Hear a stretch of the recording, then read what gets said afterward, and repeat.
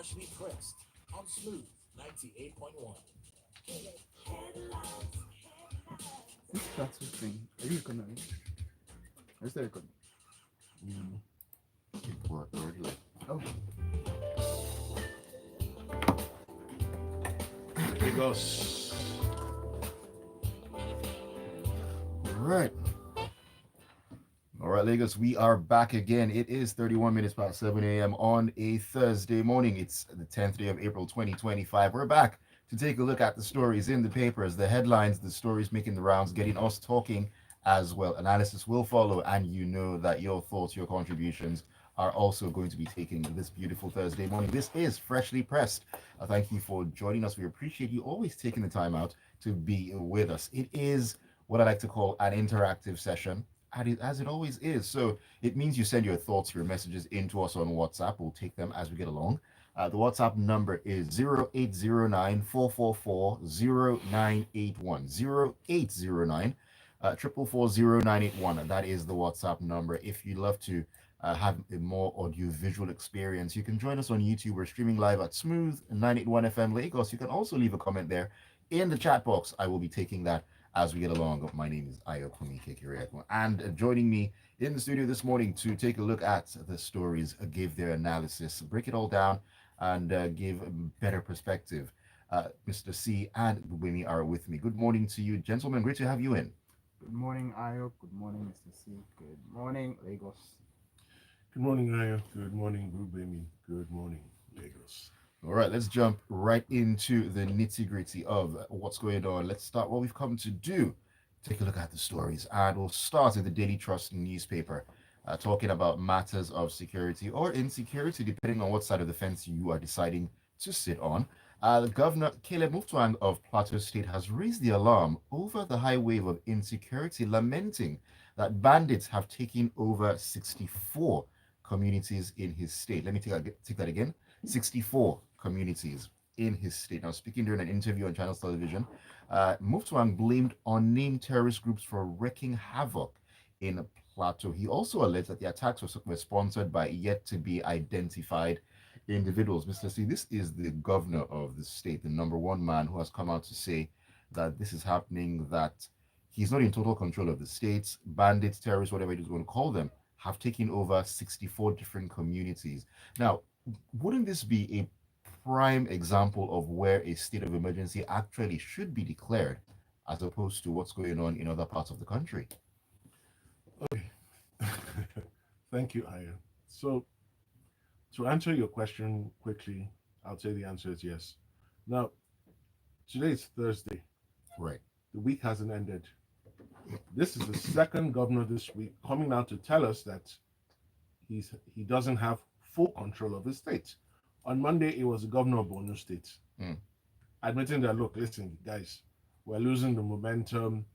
There are certain areas of my state that are not governed by the civil authorities. Military formations have been dislodged in certain local governments. Now, we have the Plateau State governor saying this. And there are other states that fall into this shocking and disturbing and concerning category. You have Niger State, you have Katsina State, you have portions of Kebbi State. And the list goes on and on.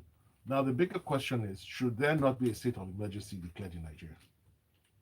Because you would think with all of these things happening, first of all, the security architecture would be critically looked at from an emergency perspective. You would think that the president who is in France would return quickly to address all these matters.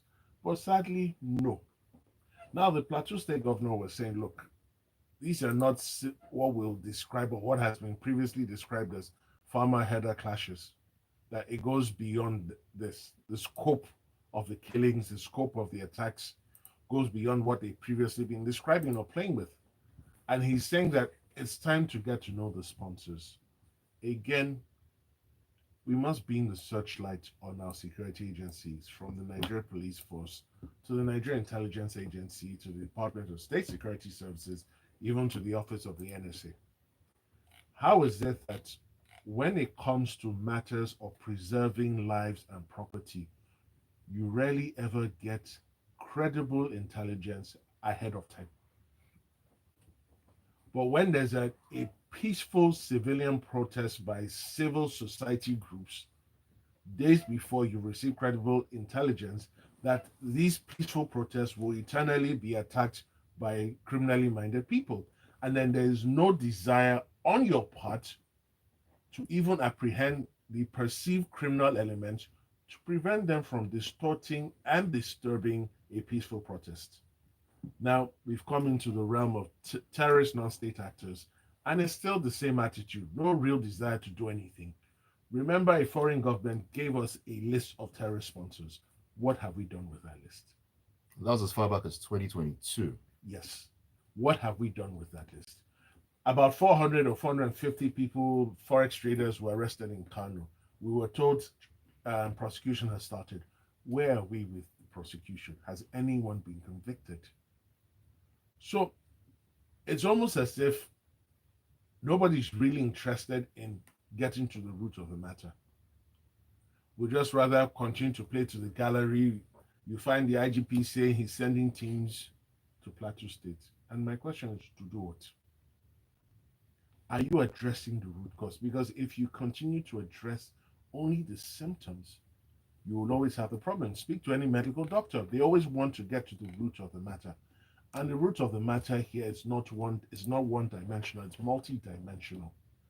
We're talking a lack of proper education, we're talking poverty, we're talking lack of economic opportunities, we're talking the near complete irresponsibility of certain levels of government, whether it's a local government level or even a subnational. And it begs the question, where are we headed as a people? Where are we headed as a nation? We will all chime or parrot the phrase that we want Nigeria to be better. We believe Nigeria will be better. How will Nigeria be better when the wrong people always get into office, both at the executive level and at the legislative level? So the legislative level that ordinarily should be performing checks and balances and oversight on the executive is nowhere to be found. You would think the National Assembly would be up and doing, whether it's the Senate or the House of Reps. Sadly, none of them is up and doing. And critical matters like this affect the nation, not only in the short term, but also in the midterm and the long term. Again, the way we're perceived outside our borders is key. And when they see a nation with a collection of unserious fellows or citizens, it doesn't tell a good picture of us. Now, in the Southwest, we're all pretty relaxed, especially in Lagos. Oh, Plateau seems far away. So we don't realize the enormity of the problem. You need to speak to people from those areas. Whole communities are destroyed because certain strange elements want to move in and populate the places.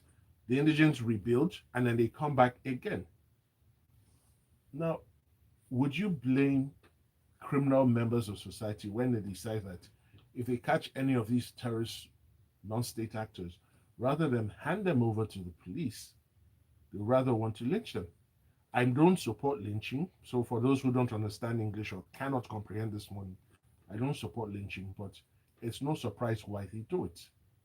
I saw a video where a Fulani non-terrorist actor was caught in Edo State.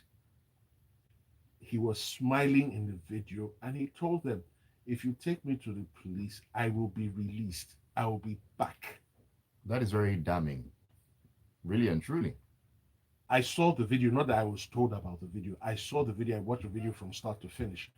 So until we decide to collectively address this issue once and for all, it's sad we're going to continue to address and analyze stories like this, and it's unfair to people who will lose their loved ones. So there's a general state of insecurity all over the country. I believe a state of emergency nationwide has to be called. Yes, in Lagos, some people will say, no, there's no problem here. Wait until it comes here. That is a very, very big point that you just made on that one, Mr. C. And I'm actually going to come to you now, still speaking, about this particular matter. It seems like there is really no will to stem the tide of what exactly is going on right now. it could be said that it benefits a certain group of people. Wherever there's conflict, there are people who will make money. We saw the movie War Dogs. We know how these things actually work. And Mr. C made a very, very important point. In other parts of the country, Lagos, for example, there could be the mindset of, oh, it's Plateau State, it's far away. Oh, it's Kaduna, it's far away. It's Katsina, it's far away. And there's this saying, I can't remember exactly how it's said, but something along the lines of, oh, they came for the Protestants. I'm not one of them. It didn't concern me. They came for this group of people. It didn't, I'm one of them. It didn't concern me. But when exactly they come for you, there's nobody else that can speak on your behalf or do anything on your behalf. And we don't want to get to a point where whatever is going on now spirals beyond anybody's control and everybody becomes engulfed. We really can't get to that point. And looking at the IGP, talking about deploying tactical teams to Plateau State and so on and so forth. Is this supposed to be happening just now? Why this medicine after death approach each and every single time? Yeah. So regarding that, so I'm wondering whether even that action isn't, quote unquote, a bit too much. And let me explain. Reading through this story and some other articles about it, one thing I always wonder is why are these things happening? People don't just attack other people for the fun of it. There must be a motivation. So usually, within this part, we find out that it's usually like a resource motivation. So right, either the minerals or the land or something, taking control, that sort of thing. And what I've found out is there's even, yesterday or day before yesterday, one of the district heads of the communities within the area had been interviewed, and he alleged that the people who perpetrated these attacks are people that are known to them, because he said they didn't hide their faces. We know these people. We've submitted their names to the police, and we're hoping that they will do something about it. So if those people decided not to hide, clearly they had a level of confidence that nothing was going to happen to them. My point exactly, because for you to, okay, so the aim, according to this district head, is land grabbing, and he has said that they will not give up their land under any guise, Now, if these people are bold enough to be able to go and wreak havoc on these communities, because they killed people, destroyed houses, burnt houses and things like that, one wonders what gives them the confidence to believe that they can just go in, in their identities, not even bothering to hide, and believe that they will get away with it, And so when I hear, that the IGP has deployed so much resources, to this community, I'm like, okay, yeah, that sounds good. But these people have said that they know these people. They've sent you the names. Why haven't we heard you say anything about you going after those people, picking them up, questioning them and all those sort of things? Those are like the lowest hanging fruits. You understand? If you can't, if we say that we know the people that have done these things and we give you their names, we tell you where they are, that's the least that you can do to go and pursue those people. You understand? So anything else you do is secondary.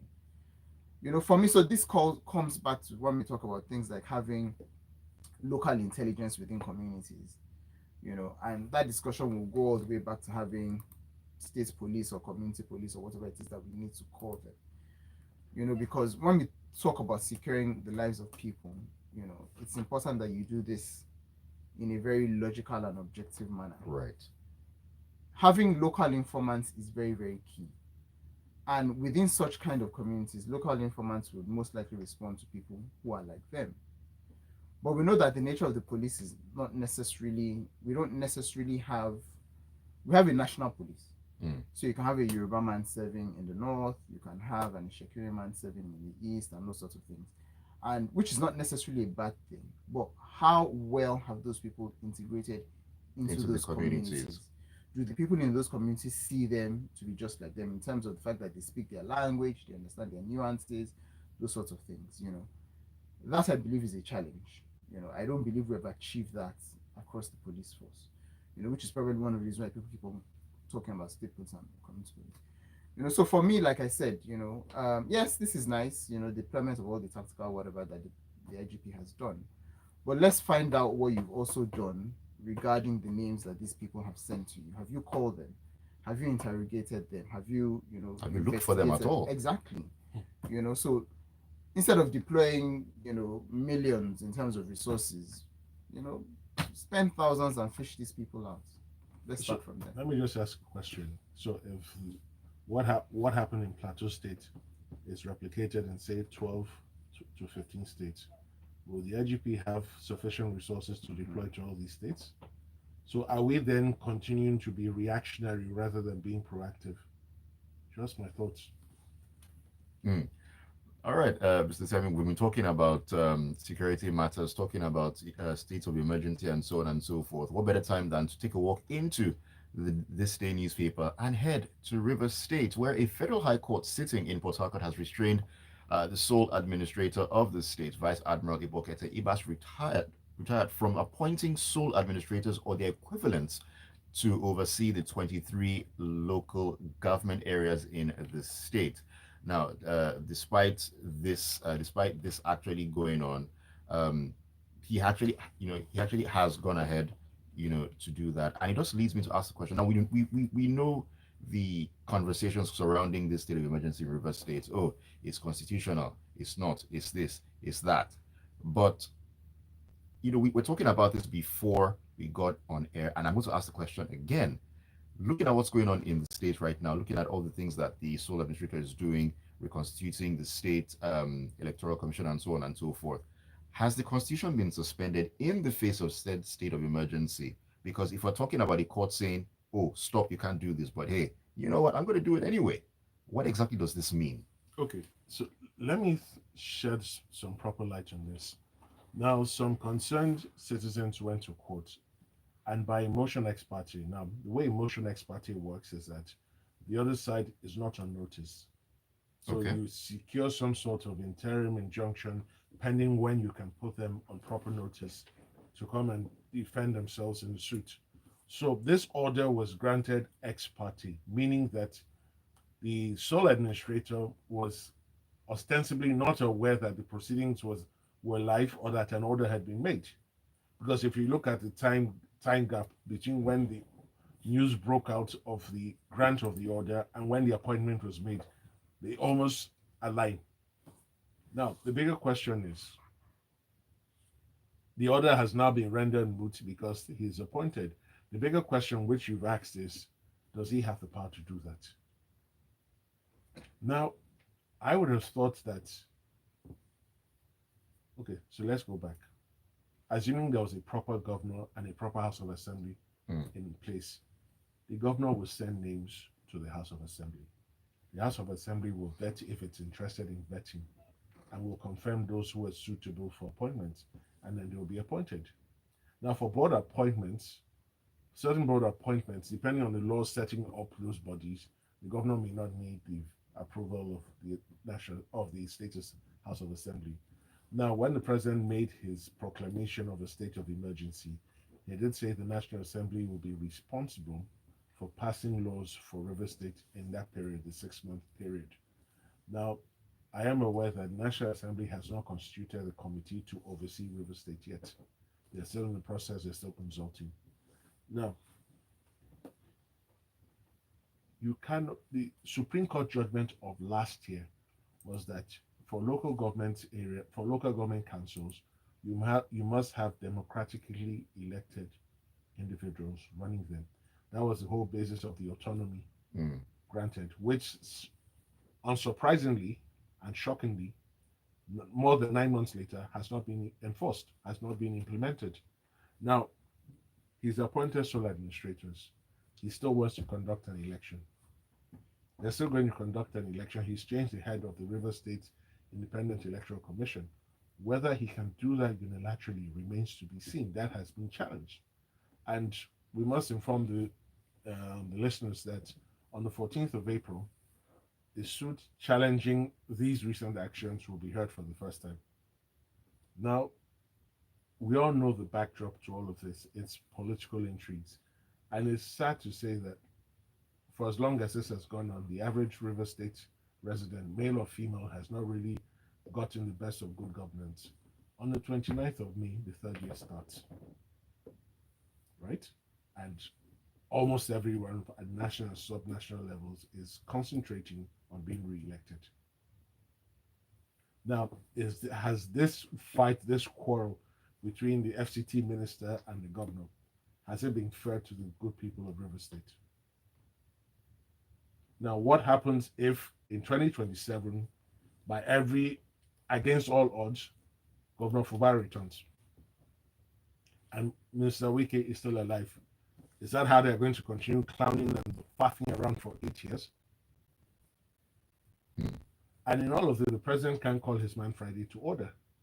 I would think that a president who is presumably the father of the nation, presumably, and is supposed to be a statesman, would call his minister to order and tell him, look, when it's time for politics, play politics. Right now, focus on your assignments in Abuja. But no. So I'm not sure where this is going. I don't believe he has the power to do what he has done, but let a competent court of jurisdiction pronounce one way or the other.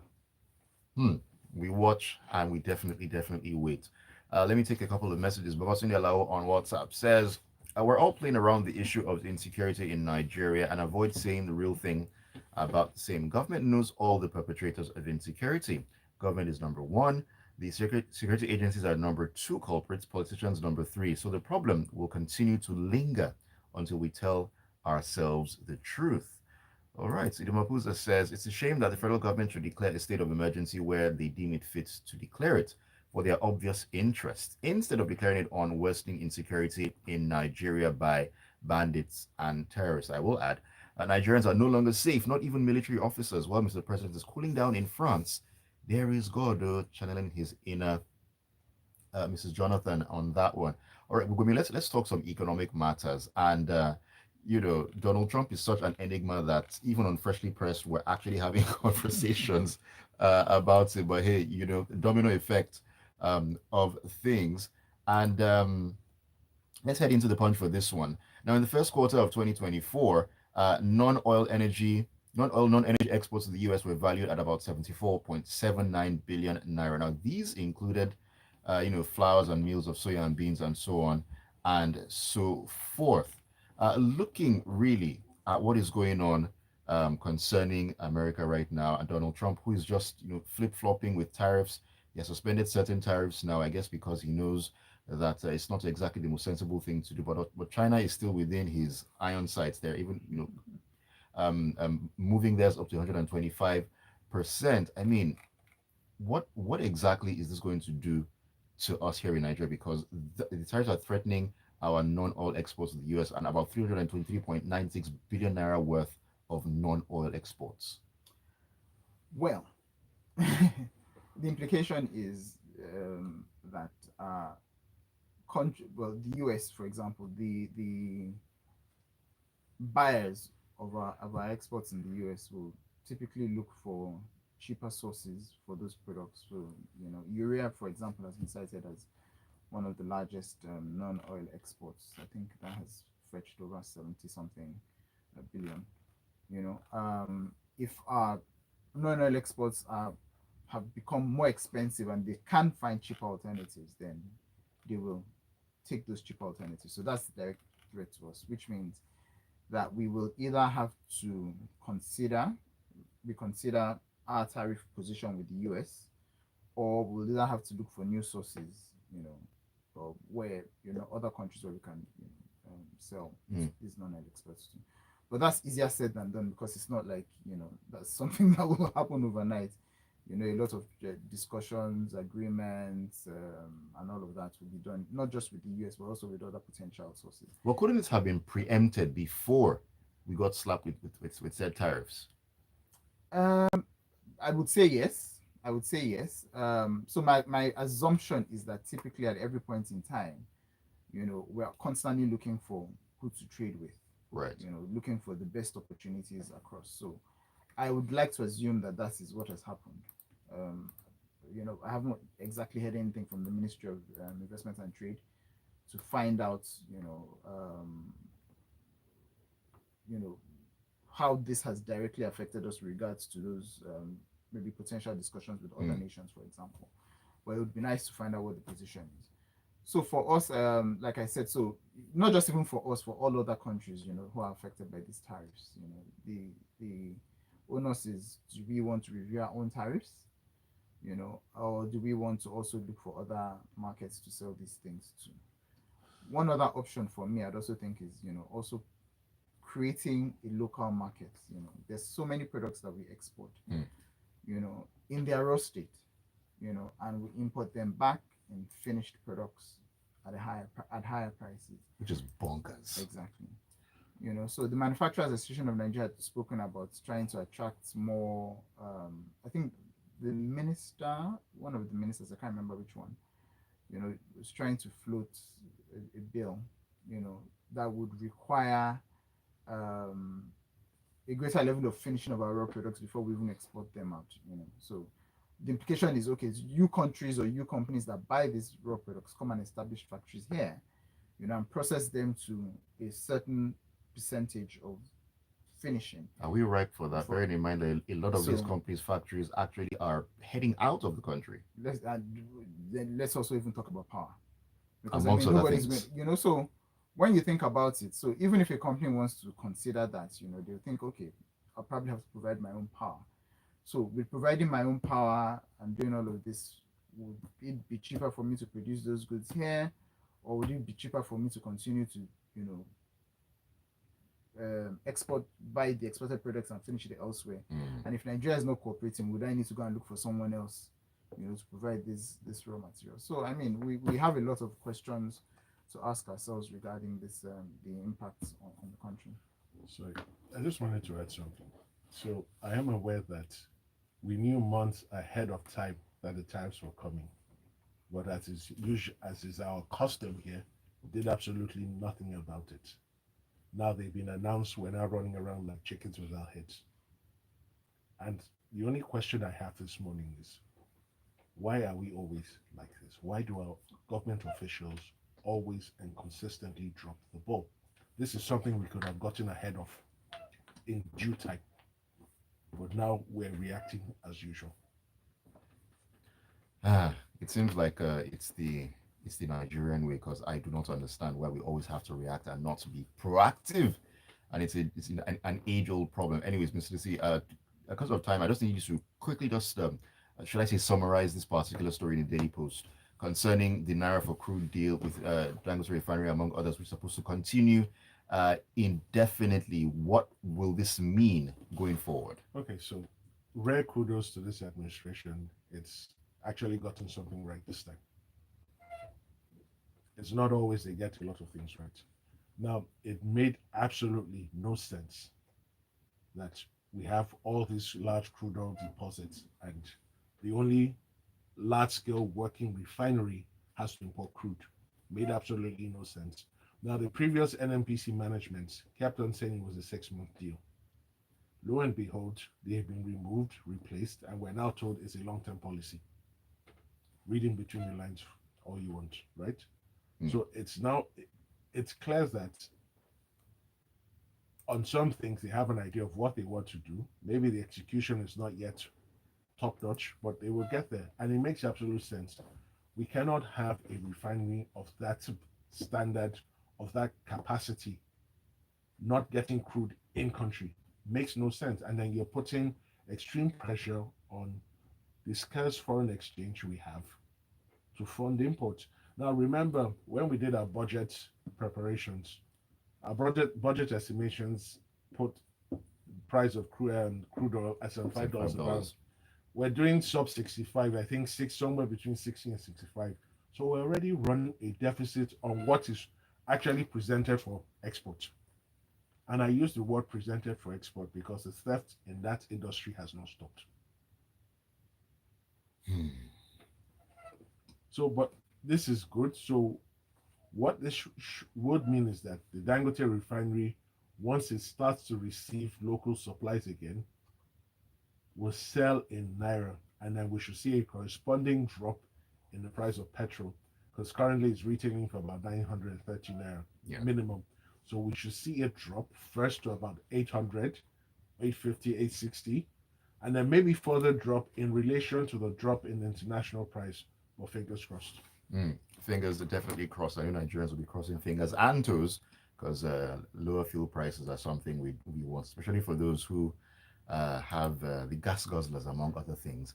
Anyways, let's do messages very quickly here. Ajayi Oloniluwa in Magudu Jerry Sherry says, it's ridiculous that the governor of Plateau State, who's supposed to be the chief security officer of his state, is completely helpless in the face of growing bandits and terrorist attacks. That claims scores of innocent lives every day, and with about 64 communities under the control of these terrorists. This is completely unacceptable. Ewa Inoniru says, it's very clear that the lives and properties of the average Nigerian citizen do not matter. If it did, the Nigerian government wouldn't allow insecurity to thrive and to prosper like this. What a tragedy. Babatunde Alao says, I'll make a bold declaration to say that everything River State and the interventions by the president is illegal ab initio or initio. In support, the rubber stamp lawmakers supported the legality with wings and shoulders high. Niger, my country. All right. Tony Marimbit says Nigeria is becoming more volatile on all fronts. Will experience the peak of the insecurity caused by the Fulani sect if a tribesman gets to the presidency tomorrow. What we see today will be child's play unless stringent measures are taken with very strong policies from the government. There's clearly an agenda, and we can only play the ostrich to the detriment of our national unity. All right, let me squeeze in one or two more.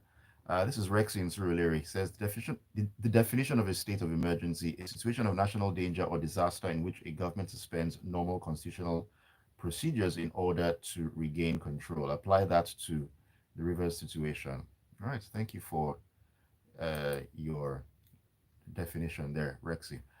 Ibrahim Zakari says, I love what President Trump is doing. Nigeria should start looking inward. We should graduate from a consumer nation to producing one and diversify. May Trump impose 150% tariffs on stolen money hidden in the US. All right, thank you for all the messages, and thank you for keeping it tuned to Smooth 98.1 and to Freshly Pressed as well. Big thank you to you, Mr. C, and Gbubemi for keeping it locked as always. Thank you for having me. Thank you for having me. And just quick response to Ajayi, Mr. Ajayi. The governors, even though they describe that chief security officers don't control any agency, all the agencies take their instructions from Abuja. Just putting it out there. All right, and with that, we'll drop the mic. Thank you once again, and keep it tuned to the Smooth Breakfast, 8:15. We're going to take a walk into the Grapevine. Oris and James Silas will be joining me. It's always a fun time. Don't go anywhere. The headlines, the stories, the news. In-depth analysis of national current affairs.